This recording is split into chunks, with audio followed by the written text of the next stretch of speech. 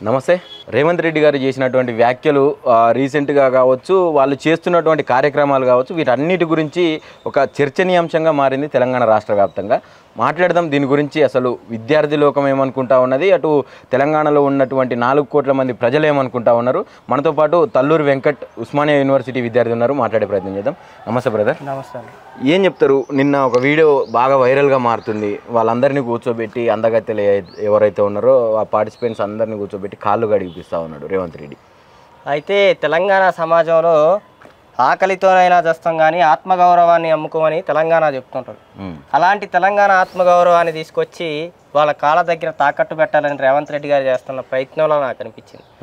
రేవంత్ రెడ్డి గారు ఎంత మాత్రం ముఖ్యమంత్రి అయితే తెలంగాణ ఆత్మగౌరవాన్ని తీసుకుపోయి వాళ్ళ దగ్గర తాకట్టు పెట్టాలని ఏదైతే ఇన్వెస్ట్మెంట్ల కోసమో లేకపోతే రకరకాల ఆరాటాల కోసమో చేసి ఈ రేవంత్ రెడ్డి గారు మరి చేసే చర్య అనేది హేయమైన చర్య.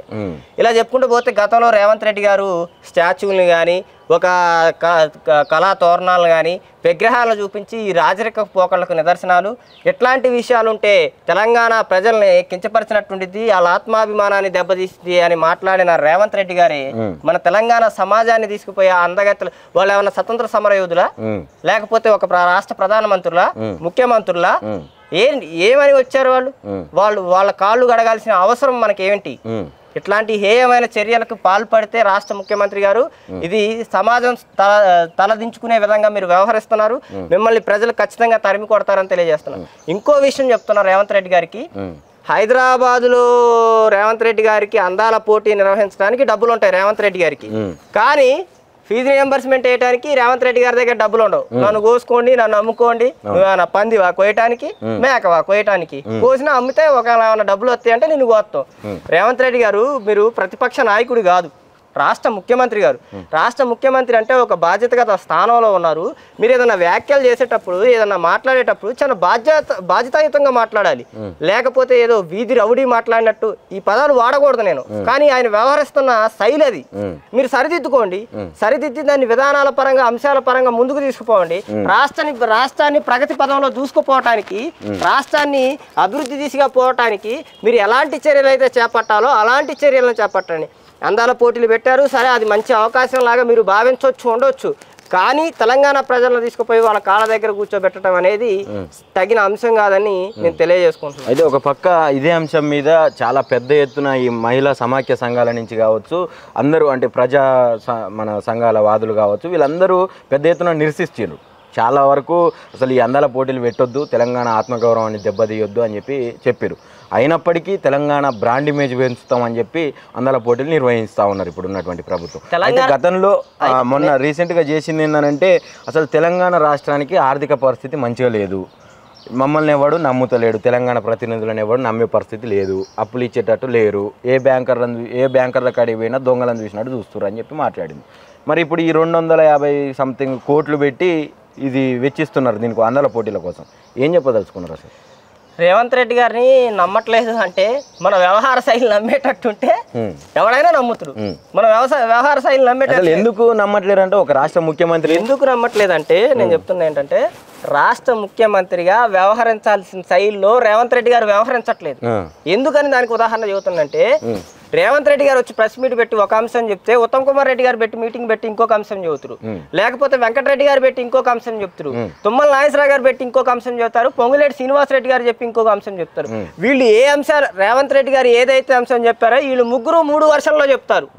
ఏదైనా రాష్ట్ర ప్రభుత్వం నడిపించేటప్పుడు, ఏదైనా ఒక సిస్టమేటిక్ గా ప్రొసీజర్ లో పోయేటప్పుడు, ఏదైనా రాష్ట్ర ముఖ్యమంత్రి చెప్పిన అంశానికి మంత్రులు చెప్పిన అంశానికి ఒకే అంశంలో ఎక్కడైనా మార్పు ఉంటుందా? అనేక అంశాల్లో మార్పులు ఉన్నాయి. నేను పథకాలన్నీ నెంబర్ 1 గా ఫుల్ ఇచ్చేసిన అని చెప్పేసి రాష్ట్ర ముఖ్యమంత్రి గారు రేవంత్ రెడ్డి గారు చెప్తున్నారు. తుమ్మల నాగేశ్వరరావు గారు మొన్న వచ్చి ఉచితాలు ఆపాలి, చాలా మంది పథకాలు ఇవ్వట్లేదని తుమ్మల నాగేశ్వరరావు గారు బహిరంగమైన స్టేట్మెంట్ ఇచ్చారు. ఇట్లాంటి వ్యవహార శైలి ఉంటే, ఇట్లాంటి ధోరణి ఉంటే రాష్ట్ర ముఖ్యమంత్రి గారు ప్రజలు ఏమనుకుంటారు అసలు? ఇప్పుడు ప్రజలు కూడా కొంతమంది ఏమో వస్తున్నాయి అని చెప్పి కొంతమంది అంటారు. ఇప్పుడు డైరెక్ట్ బాజాప్తా మన తుమ్మల నాగేశ్వరరావు గారు ప్రెస్ మీట్లు పెట్టి అంటే ఒక సభలలో మాట్లాడుకుంటా ఓపెన్ అయినరు మొత్తం, అంటే ఉచితాలు ఆపాలి, ఇవ్వలేకపోతారు, ప్రజలకు ఏ సంక్షేమ పథకాలు అందుతలేవు అని చెప్పి. అయితే ఇది పెద్ద టాపిక్. నేను దీని గురించి మాట్లాడాలంటే ఇంకో 10 నిమిషాలు 5 నిమిషాలు ఎక్కువ తీసుకుంటా. ఎందుకనంటే సన్న వడ్లు ఈ కెంటాకి వడ్లు పండిస్తే నేను 500 ఇస్తా బోనస్ అని రాష్ట్ర ముఖ్యమంత్రి గారు ఉప ముఖ్యమంత్రి గారు ఎలక్షన్ ముందు చెప్పారు. చెప్పిన తర్వాత తీసుకొచ్చారు 500 ఇచ్చారు. సన్న ఓట్లకు అన్నారు. తర్వాత ఎలక్షన్ ముందు 2 ఓట్లకి ఇస్తానన్నారు. సన్న ఓట్లు అంటే సన్నాలని మెన్షన్ చేయలేదు, అసలు మెన్షన్ చేయలేదు. తర్వాత ఉప ముఖ్యమంత్రి గారిని ఒక డిబేట్ లో అడిగితే, టీవీ డిబేట్ లో ఆయన ఏమన్నాడంటే ఫస్ట్ సన్న ఓట్లకు ప్రయారిటీ ఇచ్చి తర్వాత లా ఓట్లకి అంటే దొడ్డు బియ్యానికి ఇస్తామని చెప్పేసి ఉప ముఖ్యమంత్రి గారు బట్టి గారు చెప్పారు. చెప్పిన తర్వాత సన్న ఓట్లకి వేశారు. అయితే నేనేమనుకున్నట్టే ఇక పంటలు బాగా పండి మా సైడ్ కూడా మంచిగా పంటలు పండి నేను పోయి గ్రౌండ్ లెవెల్ రియాలిటీలో పోయి అన్న రేవంత్ రెడ్డి 500 వేసిండు, రైతులకి న్యాయం జరుగుతుంది కన్నా ఎంతో కొంత అంటే ఏ వేసిండు తమ్మి, 2-3 వేసిండు, మిగిలిన వాళ్ళందరినీ చేతులు ఎత్తిండు తమ్మి. మేము కూడా ఆశపడ్డం వస్తాయని, రైతులు మా జీవితాలు బాగుపడతాయని. ఒక కింటా మీద 500 పెరిగితే ఒక 10,000 15,000 మాకు యాడ్ అవుతాయి అనుకున్నాం. కానీ రాష్ట్ర ముఖ్యమంత్రి గారు సభానాయకుడు అసెంబ్లీ సాక్షిగా అబద్ధాలు చెప్పిండు, బహిరంగ సమావేశాల్లో కూడా అబద్ధాలు చెప్పిండని అదే రైతులు కన్నీరు పెట్టుకుంటున్నారు. రైతుల కన్నీళ్లతో రాష్ట్ర ప్రభుత్వాలు ఆనందపడుతున్నాయి. అరే ఒక పక్క రైతు రాజ్యం అంటుండు, దీన్ని మొత్తం ఇందిరమ్మ రాజ్యం, కొంచెం బద్దలు కొట్టినాం అంటుండు, అన్ని తీసేసినాం అంటారు, ప్రజలందరూ ఓపెన్ గా రావచ్చు, ముఖ్యమంత్రిని కలవచ్చు అని చెప్పి స్టేట్మెంట్లు ఇస్తారు. రేవంత్ రెడ్డి గారు కంచెలు ఎందుకు బద్దలు కొట్టారో చెప్పానా? రేవంత్ రెడ్డి గారు ఇదే గతంలో ఆ ప్రదేశాలకు పోతే రేవంత్ రెడ్డి గారిని రానియకపోతే రేవంత్ రెడ్డి గారు దాన్ని కక్ష సాధింపు చర్యగా, ప్రతీకార చర్యగా కంచెల బద్దలు కొట్టారు. కంచెల బద్దలు కొడితే పరిపాలన సౌఖ్యంగా జరిగిద్దా? నేను కుర్చీ వేసుకొని అదే ప్రగతి భవన్ లో కూర్చుంటా అని చెప్పిన మహాత్మా పూలే భవన్ లో, ప్రజాభవన్ లో నేను కూర్చుంటా అని చెప్పాను. ఏది కూర్చోట్లేదే, నాన్ గెజిటెడ్ ఆఫీసర్లో పెట్టిండు. అక్కడ జరిగే ప్రతి ఏ సమస్యకి మీరు తీర్చారని ఒక డాక్యుమెంట్ ప్రూఫ్ ఇవ్వండి. ఇప్పుడు వరకు నేను స్పష్టంగా రాష్ట్ర ముఖ్యమంత్రి గారిని డిమాండ్ చేస్తుంది ఏంటంటే అక్కడికి ఎన్ని సమస్యలు వచ్చినాయి, రాష్ట్ర గవర్నమెంట్ గా ప్రతినిధులుగా మీరు ఏ డిపార్ట్మెంట్ లో ఎన్ని సమస్యలు తీర్చారు చెప్పమని నేను అడుగుతున్నా. ఒకవేళ నిజంగా తీర్చుంటే ఏది చిన్న చిన్న అంశాలు, ఏదో చిన్న 4-5 అయిపోయే అంశాలు, క్రిటికల్ అంశాలు, ప్రజలు ఏదైతే నేను అక్కడ పోయినప్పుడు రెవెన్యూ డిపార్ట్మెంట్ చాలా మంది వచ్చారు, మా భూముల పరిస్థితి, వాళ్ళ పరిస్థితి ఎందుకు మారలేదు? ఎందుకు జరుగుతలేదా? న్యాయం జరుగుతలేదా? వచ్చిన ప్రజలకు 100కే 90% జరగట్లేదు, 10% జరుగుతుంది. నేను ఇప్పుడు అదే కిక్కిరిసిపోయిన పూలే భవన్, ప్రజా పూలే భవన్ ఇప్పుడు ఎందుకు కిక్కిరిసట్లా? సమస్యల మీద ఎందుకు రాట్లా? తీరినాయి అనుకోవచ్చు కదా సమస్యలు తీరినాయా ఏంటి? ఎన్నిసార్లు వినతి పత్రాలు ఇచ్చినా, ఎన్నిసార్లు రిప్రజెంటేషన్ ఇచ్చినా తీరకపోతే యాస్టకు వచ్చి ప్రజలు ఆడకపోయినా వేస్తారా నాయన అని ప్రజలు ఆగిపోయారు. ఏ జిల్లా పోదాం చెప్పండి, ఏ మండలానికి పోదాం, ఏ అంశం మీద మాట్లాడదాం? రాష్ట్ర ముఖ్యమంత్రి గారితో అయినా, రాష్ట్ర మంత్రులతో అయినా ఏ అంశం మీద అయినా స్పష్టంగా చర్చిద్దాం. నేను అనేది ఏంటంటే రాష్ట్ర ముఖ్యమంత్రి గారి దగ్గర బడ్జెట్ లేకపోవచ్చు, ఒక విధానం ఉండాలి కదా, విడతల వారీగా ఉండాలి కదా. ఇప్పుడు ఫీజు రియంబర్స్మెంట్ ఉంది, సమస్య ఉంది, విద్యార్థులకు ఫీజు రియంబర్స్మెంట్ రావట్లేదు. అనేక కాలేజీల్లో విద్యార్థులు సీట్లు వచ్చి గవర్నమెంట్ కాలేజీల్లో విద్యార్థులకు టీసీలు ఇవ్వట్లేదు. నిజాం కాలేజ్ అయితే ఏంటి, కాకతీయ యూనివర్సిటీలు అయితే ఏంటి, ఇతర యూనివర్సిటీల్లో విద్యార్థులకి సర్టిఫికేట్లు ఇవ్వట్లేదు. సెట్లు రాసి నెక్స్ట్ పోవాలంటే ₹1,00,000 కట్టాల్సి వస్తుంది. 35,000 కోర్స్ ఫీజులు, హాస్టల్ ఫీజులు. నువ్వు సరే నీ దగ్గర డబ్బులు లేవు, నువ్వు గెజిటి నేను ఇస్తా, నేను హామీ ఇస్తున్నా బడ్జెట్. నేను ఒకటి మీ ద్వారా స్పష్టంగా అడుగుతున్నా, ఇక్కడ మీ ద్వారా నేను ఒక అంశాన్ని స్పష్టం చేయదలుచుకున్నా. ఫీజుల విషయంలో విద్యార్థికి ఏమన్నా సంబంధం ఉన్నా అనేది మిమ్మల్ని నేను అడుగుతా, మీరు చెప్పండి. ఒకవేళ సెట్లో క్వాలిఫై అవ్వకపోతే గవర్నమెంట్ కాలేజీలో విద్యార్థిని తీసుకుంటుందా? తీసుకోదు. సెట్ కండక్ట్ చేసేది ఎవరు? గవర్నమెంట్. దేని ద్వారా సెట్ చేస్తున్నారు? యూనివర్సిటీ త్రూ పోతున్నారు, అవునా కదా? యూనివర్సిటీ గవర్నమెంట్ ఒప్పందంతో మేము స్కాలర్షిప్ ఇస్తామని యూనివర్సిటీ గవర్నమెంట్ అనుసంధానం అయ్యి చేస్తాను. ఇక్కడ స్టూడెంట్ స్కోప్ ఏడుంది? స్కాలర్షిప్ రాకపోతే నువ్వు ఎవరిని పోయి అడగాలి? గవర్నమెంట్ని అడగాలి. ఒకవేళ నువ్వు సెట్ క్వాలిఫై అయ్యి మమ్మల్ని తీసుకుంటే కనుక నువ్వు అప్పుడు మమ్మల్ని క్వశ్చన్ చేయి, నువ్వు నాకు డబ్బులు ఇవ్వాలని. నువ్వు నాతో సంబంధం లేదు కదా, నేను ఎగ్జామ్ సెట్ క్వాలిఫై అయ్యి మార్కులు వస్తేనే కదా నువ్వు నాకు ఇచ్చేది. నేను ఎవరో నీకు తెలియదు, నువ్వు నా మాట నమ్మిస్తున్నావా, నా హామీ మీద ఇస్తున్నావా? గవర్నమెంట్ హామీ మీద పలానా కేటగిరీకి పలానా ఇన్ని మార్కులు రావాలని చెప్పి నువ్వు ఇచ్చినప్పుడు, నువ్వు గవర్నమెంట్తో అనుసంధానం అయినప్పుడు విద్యార్థులను ఎందుకు ఇబ్బంది పెడుతున్నారు? మొదటి పాయింట్. రెండో పాయింట్, మరి వ్యవస్థ అట్లా ఏడిచి వచ్చింది, వ్యవస్థని పోనీ అనుకున్నావు, సరే నీ దగ్గర డబ్బులు లేవు అనుకున్నావు, నువ్వు గెజిట్ ఎందుకు ఇవ్వలేదు? గెజిట్ ఇచ్చి విద్యార్థుల పక్షాన ఎందుకు నువ్వు వాళ్ళ ఆకాంక్షలకి వాళ్ళ ఆశలకు అనుగుణంగా నువ్వు ఎందుకు పనిచేయలేదు? నువ్వు వాళ్ళ భుజాల మీద పల్లకిలు ఎక్కి అధికారం ఎక్కినోడివి కదా. నువ్వు వాళ్ళ విధి విధానాలు, వాళ్ళ అంశాలు, వాళ్ళ కష్టాలు నేను దగ్గరుండి చూసినని అనేక బహిరంగ సభల్లో చెప్పిన వ్యక్తి కదా. మరి ఏమైంది? వాళ్ళ కష్టం నీకు కనపట్లేదా? అధికారం ఎక్కేసరికి ఏసీ సీట్లో కూర్చొని దర్జాగా హాయిగా కనపడుతుంది ఆ ప్రపంచం. ఇప్పుడు విద్యాశాఖ మీద ప్రత్యేక శ్రద్ధ పెట్టడానికి ఆయన దగ్గరనే పెట్టుకున్నా అని చెప్పిండు కదా బాజాప్తా. నేను విద్యాశాఖ మీద మాట్లాడదాం ఇప్పుడు. దాని మీద మీరు మంచి పాయింట్ గుర్తు చేశారు. ఉస్మానియా యూనివర్సిటీకి పోదాం, కాకతీయ యూనివర్సిటీకి పోదాం, గురుకుల హాస్టల్లో పోదాం. మాగనూరులో ఎంతమంది చచ్చిపోయారండి విద్యార్థులు? నల్లగొండలో ఎంతమంది విద్యార్థులు చచ్చిపోయారు? ఖమ్మంలో ఒక అమ్మాయి ఎరికలు గడిచి పెరాలసిస్ వచ్చింది. నిర్మల్లో ఎన్ని ఘటనలు జరిగినాయండి?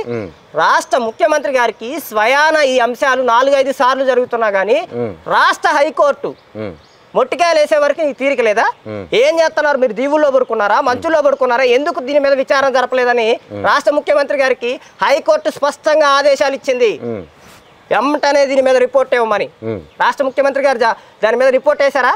ఎంక్వైరీ చేశారా? సరే, వ్యక్తులు చేసిన తప్పులకి రాష్ట్ర ముఖ్యమంత్రి గారిని నేను నిందించను. నువ్వు తప్పులు చేసిన వాళ్ళ పట్ల ఎలా వ్యవహరించావు? కఠినంగా వ్యవహరించావా? ఆ తప్పులకి కారణమైన వాళ్ళని సమీక్ష పెట్టలేదు అంటావు? సమీక్ష పెట్టలేదు, ఎంక్వైరీ చేయలేదు, ఒక కమిటీ చేయలేదు. ఇదే అల్లు అర్జున్ విషయం మీద నువ్వు పోయి అసెంబ్లీలో మాట్లాడడానికి పెద్ద పోటుగాడివే, అసెంబ్లీలో గంట సేపు చర్చలు పెట్టినోడివి. ఇదే విద్యార్థుల గురించి నువ్వు ఎందుకు చర్చలు పెట్టలేదు? పెచ్చులు ఊడిపోయి విద్యార్థుల చేతుల మీద పడి చేతులు ఇరిగిపోతుంటే, మొహాల మీద పడి మొహం పాడైపోతుంటే, బాత్రూమ్లు పోవటానికి బాత్రూంలో టాయిలెట్లు ఇవి లేకపోతే, క్లీన్లు లేకపోతే, ఒక ఆడపిల్లలు ఒక్కొక్క రూమ్ లో 40 మంది 50 మంది ఉంటే గోను సంచల్లో కూర్చున్నట్టు కూర్చుంటే ఇదే అసెంబ్లీలో వేసి రేవంత్ రెడ్డి గారు వాళ్ళ బాధలు నాకు తెలుసు. ఒక్కొక్క అమ్మాయిని 40-50 మంది అమ్మాయిలు ఉంచితే ఆ పరిస్థితి ఏంటో, నా ఆడపిల్లలు నా బిడ్డల గురించి నాకు తెలుసు అని చెప్పిన రాష్ట్ర ముఖ్యమంత్రి గారు ఎందుకు దాని మీద ఇప్పుడు వరకు ఏం చర్యలు తీసుకోలేదు? రెంటెడ్ బిల్డింగ్స్ తీసుకోవచ్చు కదా నువ్వు. ఎన్నో బిల్డింగ్స్, ఎన్నో గెస్ట్ హౌస్లు ఖాళీగా ఉన్నాయని ఓపెన్ విత్ ఆర్కే ఇంటర్వ్యూలో చెప్పినావు కదా. పాడుపడిపోయిన బంగ్లాల్లాగా తయారైతానని. విద్యార్థులకు పనికిరావాయి? యూనివర్సిటీలో రినోవేషన్ చేస్తే ఎన్ని బిల్డింగ్లు మనకు వస్తాయి? ఎంత దుర్మార్గమైన చర్యలకి రాష్ట్ర ముఖ్యమంత్రి గారు అంటాడు, నెంబర్ 1 సిటీని చేస్తా, నేను హైదరాబాద్ని ప్రపంచ పటంలో నిలబెడతా అంటాను. నీకు సిగ్గుచేటు కదా? నీ రాష్ట్రంలోని పిల్లలు విద్యార్థులు అన్నం తిని చచ్చిపోయారంటే, గవర్నమెంట్ స్కూల్లో ఆహారం తిని చనిపోయారంటే నీ సిగ్గుచేటు కదా అంటున్నా. నీ రాష్ట్ర క్రెడిబిలిటీ, నీ రాష్ట్ర క్రెడిబిలిటీ, నీ రాష్ట్ర క్వాలిటీ, నీ పరిపాలన సత్తా అనేది ప్రపంచ దేశాలకు తెలియదా? గవర్నమెంట్ స్కూల్లో విద్యార్థులు అన్నం తిని చనిపోతే గురుకులాలని అద్భుతంగా చేస్తా, మోడల్ యూనివర్సిటీలు పెడతా. ఏంటి మీరు పెట్టేది? విద్యార్థుల ప్రాణాలను తీసుకుంటున్నారు మీరు. ఇంతవరకు ఎందుకు?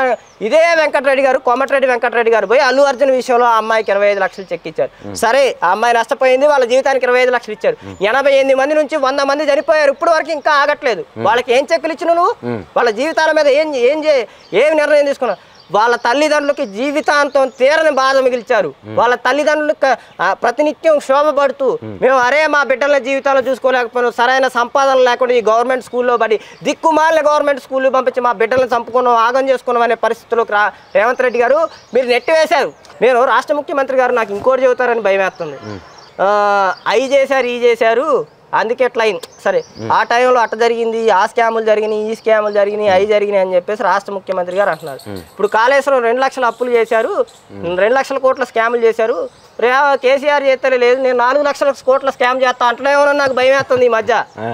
మరి ఇప్పుడు మీరు చూడండి మాట్లాడే విధానం. కేసీఆర్ అది చేస్తే ఏమలేదు, కేసీఆర్ టైంలో ఇది చేస్తే ఏమలేదు అంటే నేను కూడా 4 లక్షల కోట్ల అప్పులు చేస్తా. సరే, ఎంత అయితే ఏదైతే ఫిగర్ ఆయన చెప్తుండో అది కరెక్టా తప్ప అనేది తర్వాత చర్చలో అంశం. ఇట్లా చెప్తారేమోనని నాకు భయం వేస్తుంది.